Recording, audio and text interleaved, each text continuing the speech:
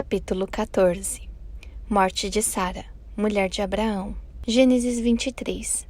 Algum tempo depois, Sara morreu, com a idade de 127 anos, e foi enterrada em Hebrom, onde os cananeus se ofereceram para lhe dar sepultura.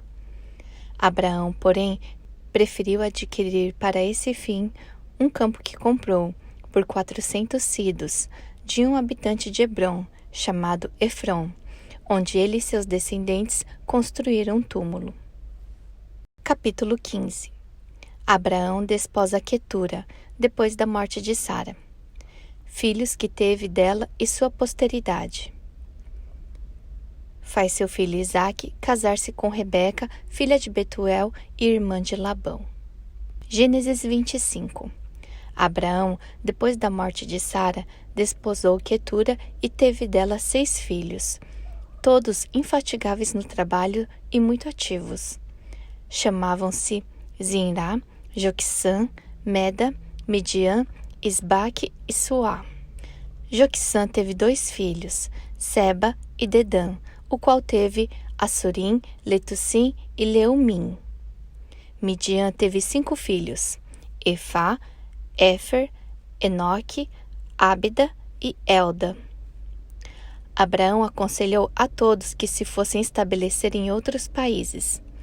Eles ocuparam a Troglodita e toda aquela parte da Arábia Félix, que se estende até o Mar Vermelho.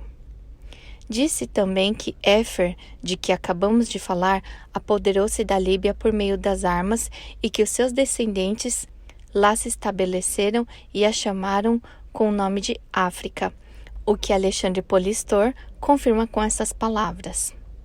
Abre aspas. O profeta Cleodemas, cognominado Malque, que é exemplo do legislador Moisés, escreveu a história dos judeus. Diz que Abraão teve de Quetura, dentre outros filhos, a Afrã, Sur e Lafrã. Sur deu seu nome à Síria, Afrã à cidade Afra e Lafrã à África. E que eles combateram na Líbia contra Anteu, sob o comando de Hércules. Fecha aspas. Ele acrescenta que Hércules desposou a filha de Afrã e que dela teve um filho de nome Deodoro, o qual foi o pai de Sofo, que deu nome aos Sofácios. Gênesis 24. Isaque tinha mais ou menos 40 anos quando Abraão pensou em casá-lo, lançando vista sobre Rebeca, filha de Betuel, que era filho de Naor, seu irmão. Em seguida, ele escolheu para ir pedi-la em casamento o mais amigo dentre os seus servidores, ao qual obrigou por juramento, fazendo-o pôr a mão sobre sua coxa, executar tudo o que ele lhe ia ordenar. Deu-lhes presentes raros, que seriam admirados num país onde ainda nada fora visto de semelhante. Esse servidor demorou-se muito tempo antes de chegar à cidade de Harã, porque lhe foi necessário atravessar a Mesopotâmia, onde havia grande quantidade de ladrões, onde os caminhos são muito difíceis no inverno e onde se sofre muito no verão, pela dificuldade em se encontrar água. Quando chegou aos arredores da cidade, avistou várias moças que iam ao poço buscar água. Rogou então a Deus que, se fosse a sua vontade que Rebeca desposasse o filho de seu senhor, fizesse com que ela se encontrasse entre as moças e que, recusando-se as outras a lhe darem de beber, ele pudesse conhecê-la pelo ato de gentileza com que o atenderia. Aproximou-se em seguida dos poços e rogou às moças que lhe dessem água. Todas responderam que era muito difícil tirá-la e que dela também precisavam, não podendo assim atendê-lo. Rebeca, ouvindo-as falar assim, disse-lhes que elas eram bem indelicadas por recusar aquele favor a um estrangeiro e, ao mesmo tempo, ofereceu-lhe água com grande bondade. Tão favorável início deu ao prudente servidor esperanças de que a sua viagem lograsse bom êxito. Ele agradeceu-lhe e, para ter ainda maior certeza de suas conjecturas, rogou-lhes que dissesse quem eram os que tinham a ventura de tê-la por filha. A isso, acrescentou que desejava que Deus lhe fizesse a graça de encontrar um marido digno dela, ao qual desse filhos que lhe herdassem a virtude. A sensata donzela respondeu-lhe com a mesma gentileza, que se chamava Rebeca, que seu pai era Betuel e que depois da morte deste Labão, seu irmão, passara a cuidar dela, de sua mãe e de toda a sua família. Então, o servo, vendo com grande alegria não haver mais dúvidas de que Deus o assistia no desempenho de sua missão, ofereceu a Rebeca uma cadeia e outros ornamentos próprios para donzelas, e rogou-lhe que o recebesse como um sinal de gratidão pelo favor que ela, dentre todas as moças, tivera a bondade de lhe prestar. Suplicou em seguida que o levasse à casa de seus parentes, porque a noite já se aproximava, e, trazendo ele objetos de muito valor, julgava não haver melhor lugar onde guardá-los do que na casa dela.